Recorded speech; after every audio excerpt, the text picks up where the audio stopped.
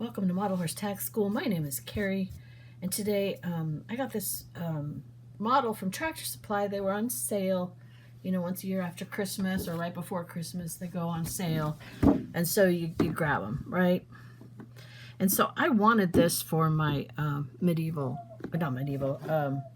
the Mongolian saddle, and this is Ideal Series. This is the Pony of the Americas. So it's a pony, but they're calling it Ideal, and I don't know what it's supposed to be ideal. So it is a POA, okay, so Pony of America, and this would be the Ideal POA, okay. And if you were paying attention to my Mongolian stock saddle videos, in the introduction I show you that Appaloosa is a common color. So even though we call it Appaloosa, they've had that color for a long time. And they're pinches and grays. I mean, there's no color restriction in a Mongolian horse. But I wanted... Oh, look at that. Pony of the Americas. When it went on sale at Tractor Supply, I got two horses. This one, because he'll look good in my Mongolian saddle. In fact, we'll tack him up, because I think he'll be a good candidate. It's not as rough. He's not as rough, I guess, as the Mongolian horses are. But he's a pony, which we know is important. And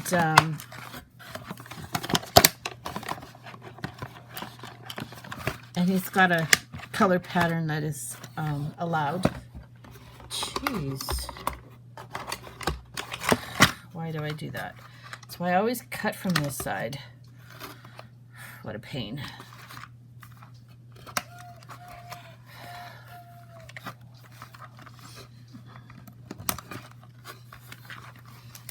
I have to.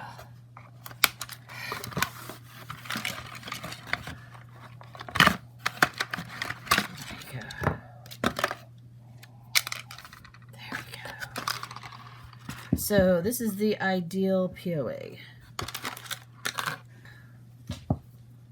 Lovely. And has withers. The back is still pretty flat. Their horses are not quite so ribby up here. They're, I don't know, more angular. So I bought him, and then I bought,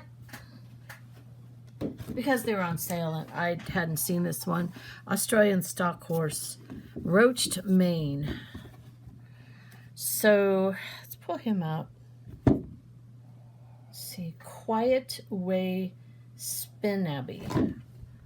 Quiet Way Spinaby.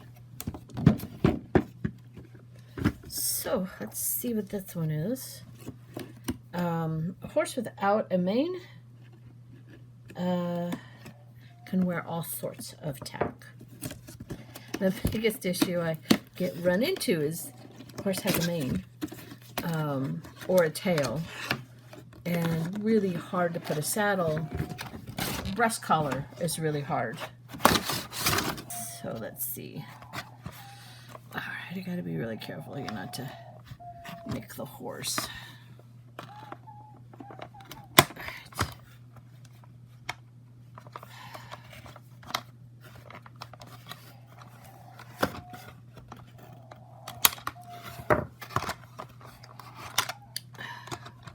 So the cool thing about the Brumby breed is that there's no standard. They're wilds. Some of them are based on drafts, some are based on thoroughbreds. It all depends upon what got released in their area. So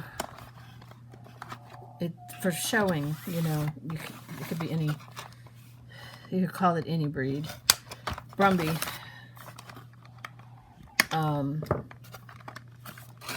there's There's a few breeds where if you don't know what breed your Breyer horse is, you can pick that breed. And Brumby's one of them. They're getting really picky on Mustangs. Like, it's not just Mustang anymore. There's like 6 different Mustangs for showing, and you have to say which one is a Spanish or whatever. So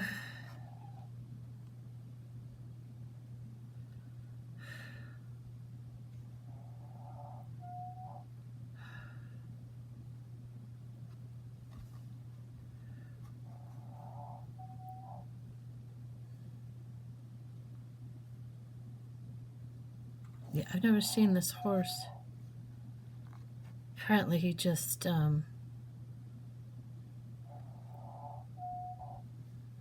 amazing something or other. Doesn't wobble. It's number 1 is good. This is a new mold I haven't ever seen before, so I want to have like one of every mold on my shelf and not worry how many models I have, just so I can see. That's a box rub. I don't know if you can see that. So hard to see. And it's not through to white, but that's one of the reasons why I get them out of the box. That's a box rub. That's not yet through to white, but it's enough of a nick on the original finish. Don't keep the boxes.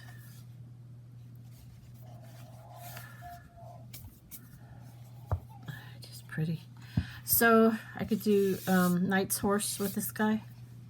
He has no mane. His tail is separated, so it'd be easy to put, you know, stuff on him. And that's what I was thinking. He's probably a good medieval horse. He's about the right size. He's not too big.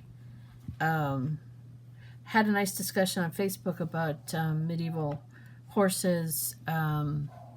Research shows that they were, you know, they dig them up, dig up graves, you know, because I guess that's a thing, digging up graves, and found that the horses were 14, 15 hands high. They were cobbish. They were not draft horses. Maybe a Frisian. Eventually worked up to a Frisian, but nothing bigger than that because, well, first of all, you needed speed and endurance, and you're not going to have that with a Shire. And I don't care what people say, and I know the Shire people say, oh, we were the knight. No, no, really not. Historically, no, that's propaganda. They're just too big. They're beautiful, they're flashy, but anything that could plow a field was home plowing a field. And they didn't have breeds back then, they had types. So you had your draft type, your hunter type, and they had other names for it. So I think he's going to be good for medieval. He's one of, I have a couple others, so I'll have like 3 to choose from.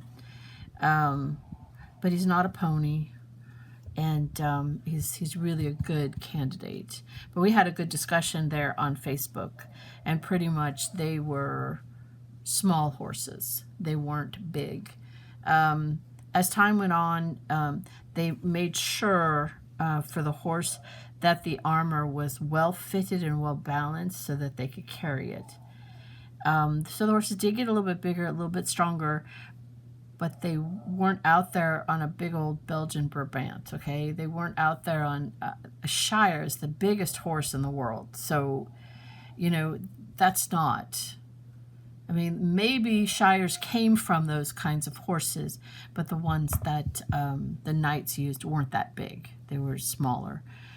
Typically had good endurance, too, because they had to last in battle.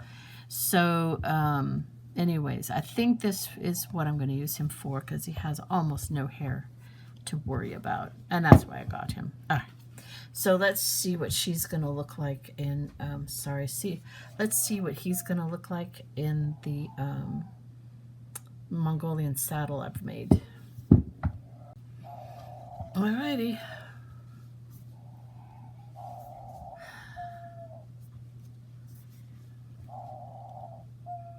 That works really good. I mean, the bridle was made for Misty. That's Misty of Chincoteague. I think everybody knows that model. So the halter's a little big, not that much. They didn't have them all that fitted. And I could tighten up the bridle a little bit. But, yeah,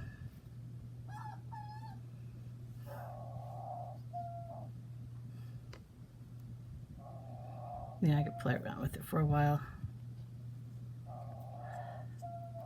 Tighten up the bridle, drop that down a little bit. Might even tighten that up. But yeah, that's see, it's gorgeous. It's just beautiful Mongolian.